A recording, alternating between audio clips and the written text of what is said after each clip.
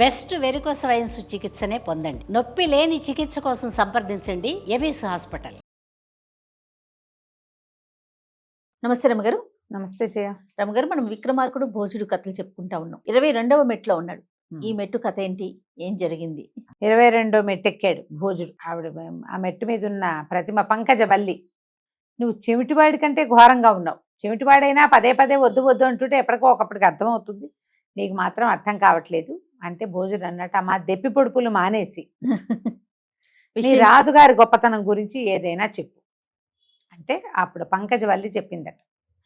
రాజు ఈయన విక్రమార్కుడు రాజ్యం చేస్తున్న సమయంలో ఒక పెద్ద మన వ్యాపారస్తుడు ఒక ఆయన ఉండేవాడు. ఆయన వర్తకానికి రకరకాల ఊళ్ళు తిరిగేవాడు, బాగా సంపాదించాడు శెట్టి గారు.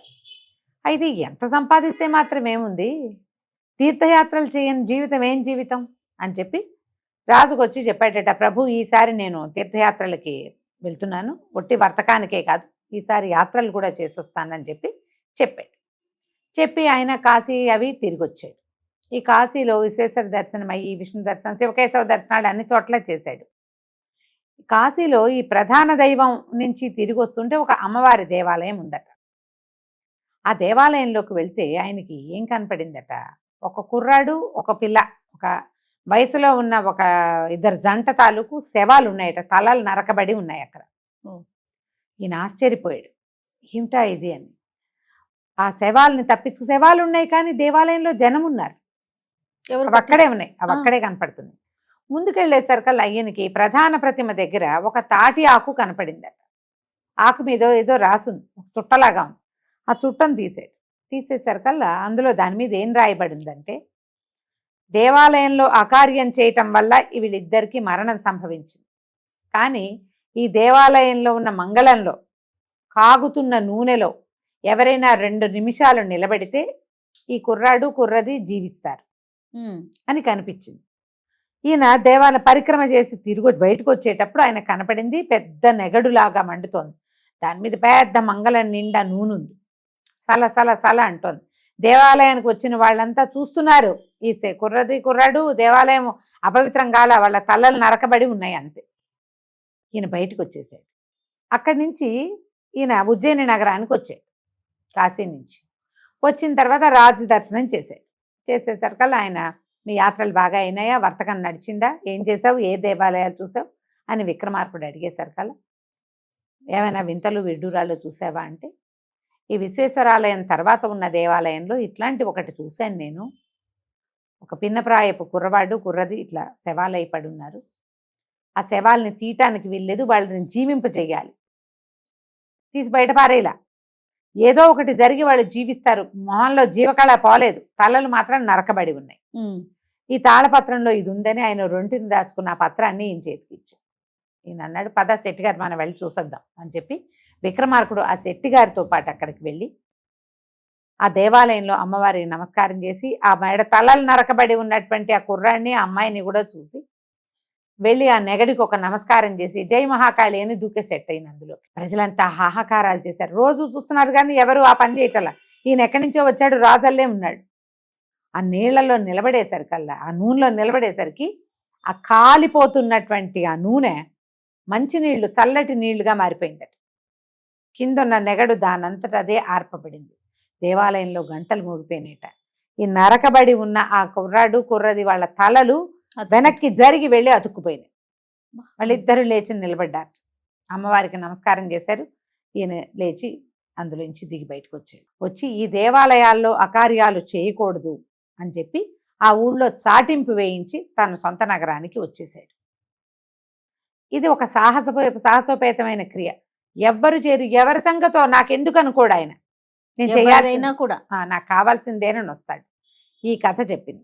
ఇది చిన్న కథ కదా. అవునండి. ఈయన ఇప్పుడు ఇలాంటి సాహసం నాకు లేదని దిగెళ్ళిపోయాడు భోజుడు. 23వ రోజు ఉదయం మళ్ళీ మెట్లెక్కాడు ఆయన.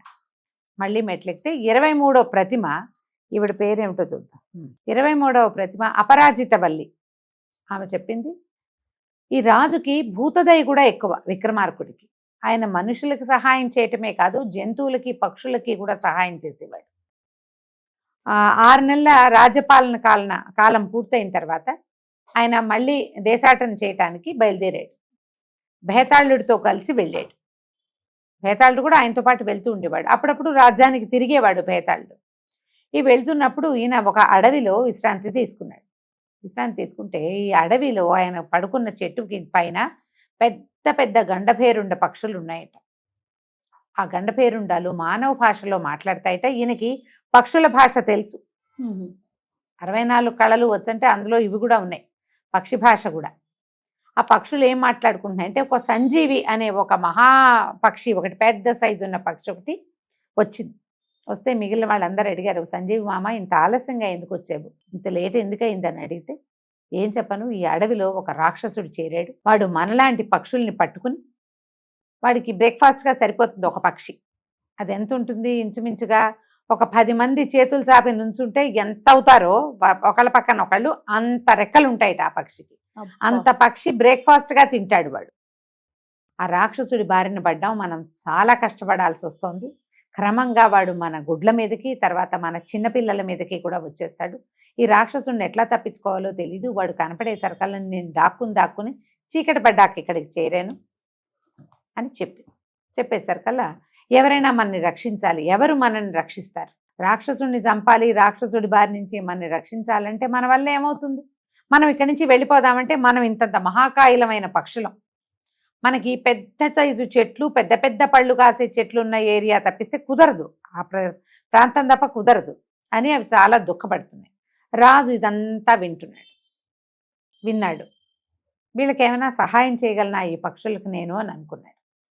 అయితే ఏమైంది, ఇంతలో భేతాళుడు వచ్చి ఈయనకు చెప్పాడు, చెట్టు కింద కూర్చోవద్దు రాజా, ముందు ఒక చిన్న అమ్మవారి దేవస్థానం ఉంది, చాలా చిన్నది, అడవిలో కట్టబడింది, ఏమైనా జంతువులు వస్తాయేమో, నువ్వు అక్కడ పడుకుందువు కానీ భేతాళుడు దారి తీశాడు.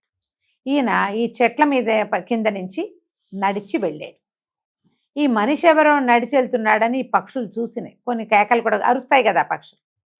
అయితే ఈ అమ్మవారి దేవస్థానం కూడా ఇతను ముందు కూర్చున్న చెట్లకి ఎక్కువ దూరం కాదు, అదొక మండపంలాగా ఉంది. ఆ మండపపు వాకిట్లో ఈయన పడుకుంటే కాసేపటికి పెద్ద పెద్దగా అంబారావాలు వినపడ్డాయి. ఆవు ఒకటి పరిగెత్తుకొస్తుంది. అడవి చుట్టుపక్కల చిన్న చిన్న గ్రామాలు ఉంటాయి. ఆ గ్రామాల్లోని ఒక ఆవు తప్పిపోయి అడవిలో ఉండిపోయింది. ఒక పులి దాన్ని వెంటపడింది. ఆ ఆవు అంబా అని అడులుతూ ఈ అమ్మవారి దేవస్థానం, మనిషి పొలకు తెలిసిపోయింది ఆవుకి. జంతువులకు ఎట్లా తెలుస్తుందో ఆవులకు తెలుస్తుంది, అవి మనుషులతో ఉంటాయి కదా. అవునవును. ఆ ఆవు పరిగెత్తుకొచ్చి నన్ను రక్షించు అన్నది, అది అంబా అంటమే రక్షణ కోసం అరుస్తోంది. ఎప్పుడైతే ఈ గోవు తన వైపు వచ్చిందో విక్రమార్కుడు గబుక్కున నిద్రలేచి నిలబడ్డాడు. ఆ గట్టు మీద నిలబడితే ఆవు ఆయన దగ్గరికి పరిగెత్తుకొచ్చింది. వెనక నుంచి ఎగురుతూ వస్తోంది పులి. ఈయన ఏం చేశాడు, కత్తి తీసి పులిని ఒక్క వేటు పెట్టాడు. 2-3 దెబ్బలు దగ్గరేసరికల్లా పులి సంహరించబడి చచ్చిపోయింది. ఈయన ఆవుని బాగా భయం తీర్చి అక్కడ ఇక్కడ ఉన్న కాస్త గడ్డేదో చేసి, తర్వాత ఆయన కొంత మంచినీళ్ళు క్యారీ చేస్తాడు, ప్రయాణంలో ఉన్నాడు కదా, ఆ మంచినీళ్ళు కాసిన తాగించి ఆవుకి దాని భయం తీర్చి, అమ్మ తెల్లవారేదాకా నువ్వు ఇక్కడే ఉండు, రేపు పొద్దున్నే వెళ్దువు కానీ అని చెప్పాడు. ఆ ఆవు కూడా మెల్లిగా ఆ తిన్న ఆహారానికి పక్కన కూర్చుని నెమరేస్తూ స్థిమితంగా కూర్చుంది. అయితే ఇక్కడ ఇంత గందరగోళం జరిగేసరికి అలా చెట్టు మీద పక్షులు ఉన్నాయి కదా, సంజీవి మొదలైనవి, అవి చూసినాయి. ఇతను ఆవు పరిగెత్తుకుంటూ వస్తే పులిని చూసి భయపడాలి మనిషి అన్నవాడు. బెదరకుండా నిలబడి యుద్ధం చేసి దాన్ని చంపేసి ఆవును రక్షించాడు, కాబట్టి మన్ని కూడా రక్షిస్తాడని ఆ సంజీవ్ అనే పక్షి వచ్చి రాజు దగ్గర కూర్చుంది. మమ్మల్ని కూడా రక్షించు, ఈ అడవి మొదట్లో ఒక రాక్షసుడు ఉన్నాడు, కొంతకాలానికి మా జాతి అంతరించిపోతుంది, ఇప్పటికి 15 రోజులుగా రోజుకు 2 పక్షులను చొప్పున తినేస్తున్నాడు, మేము కొద్దిమంది ఉన్నాం, మా జాతి చిన్నది అని చెప్పేశారు కదా. సరే వాడు ఎక్కడున్నాడో చూపించండి, నేను వాడి పని పెడతానని మర్నాడు ఉదయం ఎండవేళ పక్షులతో కలిసి ఇతను ఆ రాక్షసుడున్న స్థావరానికి వెళ్ళి, రాత్రిపూట రాక్షసులకు బలం ఎక్కువ, పగలు బలం తక్కువ. బలం తక్కువయ్యి నిద్రకి పడుతున్నటువంటి రాక్షసుని యుద్ధాన్ని పిలిచి అతన్ని సంహరించి, ఆ పక్షులు అమ్మయ్య ఈ రాక్షసుడు చనిపోయాడు కాబట్టి ఇక మళ్ళీ మా సంతతి పెరుగుతుందని రాజుకి ఎంతో సంతోషంగా కృతజ్ఞతలు చెప్పాడు. ఎప్పుడైనా నీకు అవసరమైతే మాకు కాకితో కబురు చేసినా సరే, నువ్వు ఎక్కడికైనా వెళ్ళాలనుకుంటే నిన్ను మా మీద ఎక్కించుకుని మేము తీసుకెళ్తామని మాటిచ్చి తమదొక ఈక ఆయనకి ఇచ్చినట్టు. ఈ ఈక నీ దగ్గర ఉంటే నువ్వు ఏ పక్షికి చెప్పినా అది మాకొచ్చి కబురు చెప్తుంది. ఈక చూపిస్తే చాలు నన్ను గుర్తుపడుతుంది, అది మాకు కబురు వస్తుందని చెప్పి రాజుకు నమస్కారం చేసి వెళ్ళిపోయింది. ఈయన ఆవుని రక్షించాడు, పక్షిని రక్షించాడు, ఇంతకుముందు మనుషుల్ని రక్షించాడు, స్త్రీలను రక్షించాడు, ఎన్ని అవును. కథలు చూసాం. ఇట్లా ఈయన జంతువులకి పక్షులకి కూడా ఉపయోగపడ్డాడు విక్రమార్కుడు. జంతువుల భాష రావటమే కాదు, వాటి పట్ల కొంత అనుకంపన ఉండాలి, ఫీలింగ్స్ ఉండాలి, అనుకంపన ఉండాలి కదా అవతల వాళ్ళ కష్టం పట్ల. మీ తంటాలు మీరు పడండి, నేనేం చేస్తానంటే ఇక చేసేదేం లేదు. అవును. కానీ ఆయన అట్లా చేయలేదు. ఇలాంటి ప్రత్యేకమైన తత్వం కలిగిన విక్రమార్కుడిది ఈ సింహాసనం. నీలాంటి వాళ్ళకి ఇది ఎక్కడానికి సాధ్యం కాదు. ఇలాంటి మనస్తత్వం ఉన్నవాడే దీన్ని సొంతం చేసుకోగలుగుతాడు రాజా, ఆలోచించుకోమని చెప్పింది ప్రతిమ. ఎప్పుడైతే ఈ మాట విన్నాడో ఆయన దిగి దండం పెట్టి వెళ్ళిపోయాడు. 22, 23 కథలు కూడా చెప్పేశాను నేను. 24వ ప్రతిమ సంగతి మనం వచ్చే భాగంలో చూద్దాం. తప్పకుండా రమ్మగారు. నమస్తే. నమస్తే చెయ్యి.